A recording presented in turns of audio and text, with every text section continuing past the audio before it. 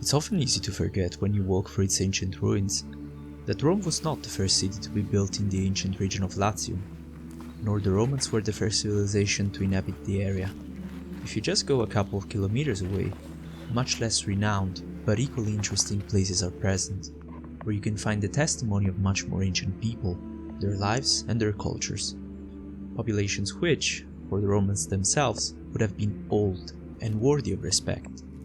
Hidden from sight, known for the most part from the locals, there are many ancient, magical locations in which these people used to live. For example, imagine one place in which one lake sits on the foot of an ancient volcano, where an ancient pagan temple was built in the middle of the woods, where a Roman emperor had two monumental ships built in the middle of this lake, of which no written record was left, lost through the ages if not for the evidence found in the nets of fishermen. Ships which were the object of legend, found only by an expedition of the fascist government in the 20s, draining said lake, on the shores of which, to these days, some people still give homage to the old divinity the woods were consecrated to. Even though this might sound like a fictional place built for a novel, there is no fiction there, but very real, concrete history, and the lake is called the Lake of Nemi. In order to get there, you would just need to drive 30 kilometers south of Rome, on the Appian Way and up the slopes of the Albania Hills.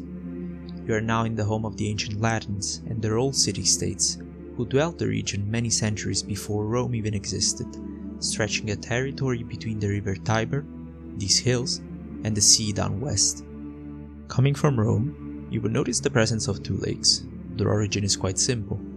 Anciently, Monte Cavo, the mountain which you can also see from the Eternal City, was actually a volcano which towered over the region, exactly like Mount Vesuvius does now for Naples, or how Mount Etna does for Catania, in Sicily. The volcano was particularly active, and the object of particularly violent eruptions, which resulted in the creation of several craters, some of which, with the millennia, were filled with water. It is probably due to the height of the mountain, towering over their ancient homeland, and the particular fertility of the soil due to the mineral-rich volcanic area, that since immemorable times, this place was one of the most sacred for the Latins. It is on top of this mountain that they would gather once every year to honor their main male divinity Jupiter, in the main religious festival called the Feria Latina. Together with Jupiter, however, in the area, the Latins also used to worship another divinity, this one being female, which to our modern ears is known as the name of Diana. The reality is much more complicated, however. Even though in Roman times this was the name of the goddess, it's worth mentioning that the cult that took place in the middle of these woods was much more ancient, perhaps due to the particular fertility of this area, plus the nearness to the mountain in which the cult of Jupiter took place. There was here another cult, centered on fertility, in which a female, all-powerful, life-giving goddess was venerated, which only later merged with the figure of the goddess of the hunt from the Greek-Roman pantheon Diana. One clue about the fact that the cult of these woods was actually much more ancient and more savage compared to the heavily codified and regulated Roman state religion, we can find in the figure of the main priest consecrated to the goddess, and the ritual needed to become him. In a very bloody fashion, in order to become the priest, you would have needed to kill in combat the previous one, through a ritual which started by plucking one of the gold branches that grew in the sacred forest. Even for Romans and their contemporaries, this ritual was quite strange and in many ways exaggerated.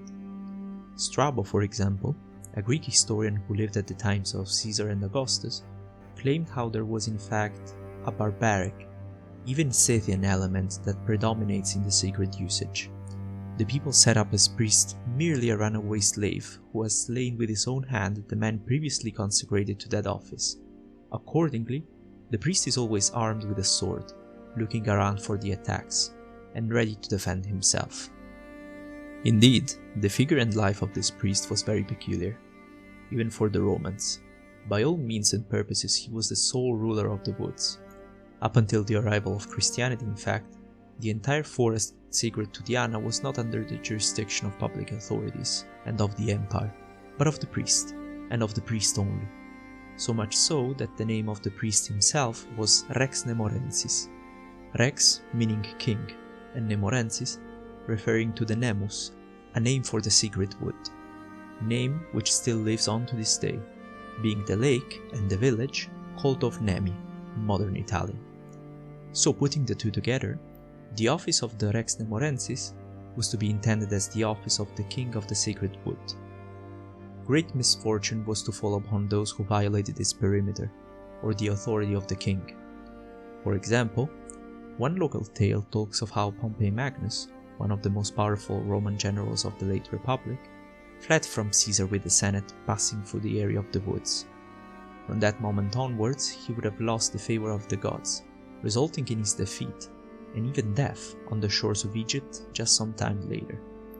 The most superstitious among the Romans could have certainly claimed that the source of the gods' wrath was to be searched in the lack of respect towards the area of the sacred wood.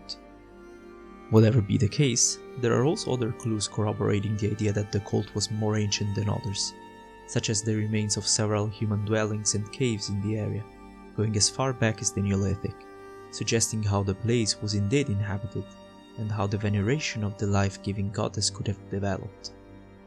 As time passed, a monumental temple was built in the sacred wood. Every year, in the middle of August, an important religious festival, called the Nemoralia, took place.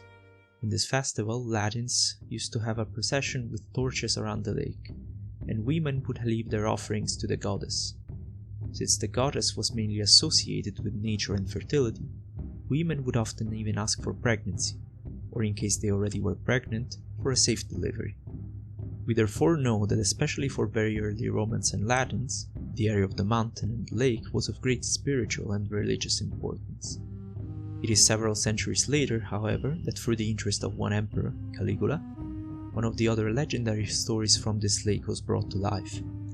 He had two monumental ships being built in the middle of the lake, and if you are already familiar with this emperor, you will also know that he was assassinated by the Praetorian Guard, and being considered a very depraved and deranged emperor by the Senate after his death, against him was decreed the damnatio memoriae.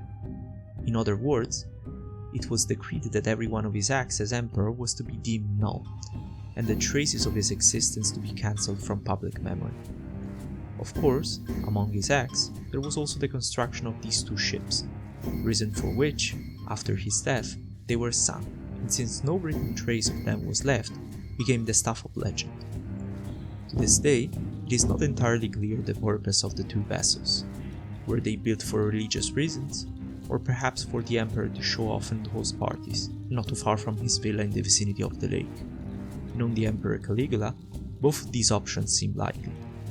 If on the one hand he certainly was eccentric, even depraved, on the other it is also known how he was fascinated by the goddess Isis, and in a typical syncretic Roman fashion, perhaps he found its Italian equivalent in the goddess Diana, to whom the ancient wood and the lake were consecrated.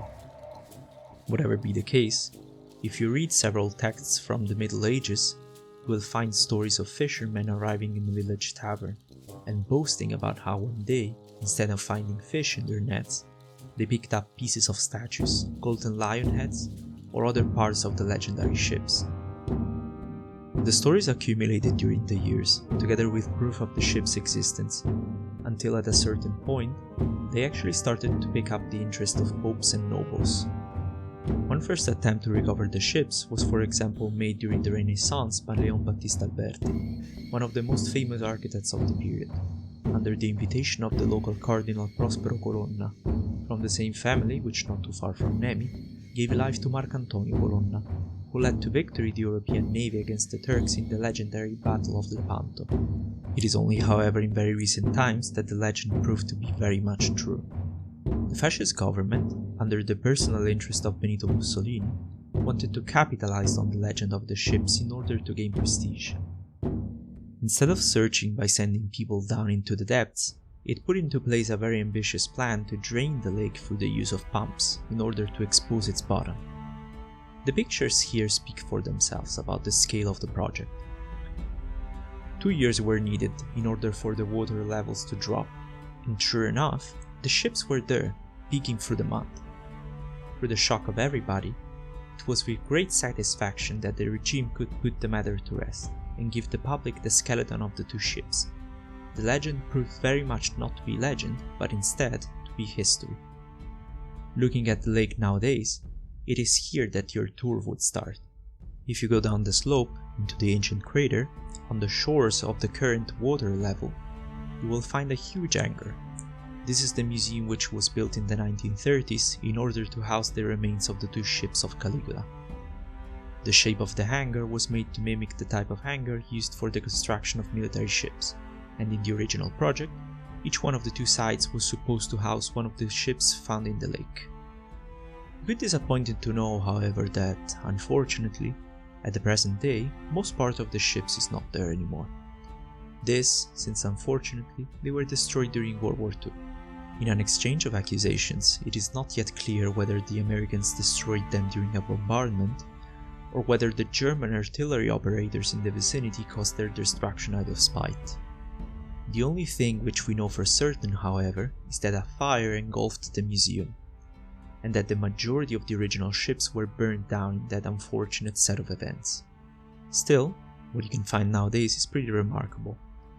Together with pictures and technical explanations describing the process of the drainage of the lake, you can also find a scaled-down version of the ships, plus several original artifacts found in the temple, but also from other archaeological sites in the area.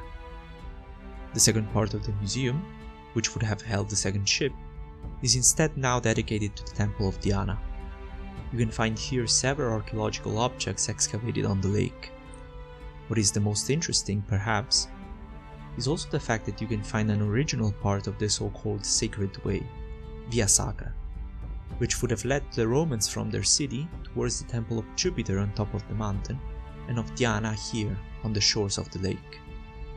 What is, however, really remarkable is that if driven by curiosity you actually venture away from the museum and start to make your way into the woods, you would find the current remains of the temple and the path leading to it.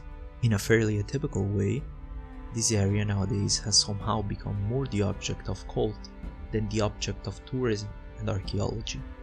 The history of the lake, temple and the goddess has attracted, especially in the last years, many people interested in the European religion of old, leading to a really particular set of circumstances. Making your way through the forest, up the paved way which leads to the ruins of the old temple, there are several different items, offerings and icons which several people have left in reverence, and sometimes even in veneration, of the goddess Diana, and the ancient rituals that took place on the lake's shore. In particular, on the one hand the ritual killing of the lake's priest, the king of the forest, and on the other instead the festival of Nemoralia, celebrated in the middle of August, through a procession all around the lake. After the icons, and through the thick of the vegetation, it's possible to reach the now somewhat hidden temple and its ruins peeking out. Inside, the spectacle is really quite unusual.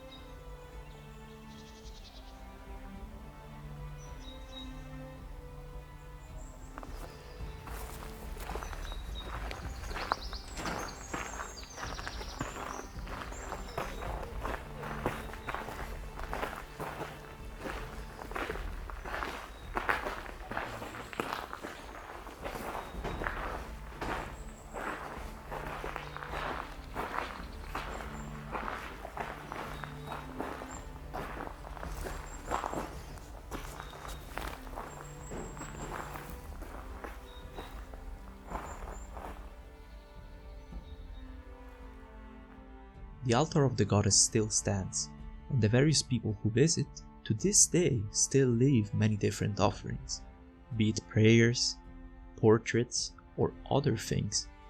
It's quite clear that despite the millennia that separate us from the beginning of this very ancient cult, some type of energy, be it positive or negative, can still be felt.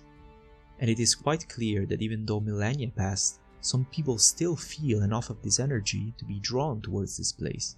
Perhaps the entire energy that the temple leaves to the person who visits it is not just what is left by the old goddess, but a catharsis of the entire history of the lake, its rituals.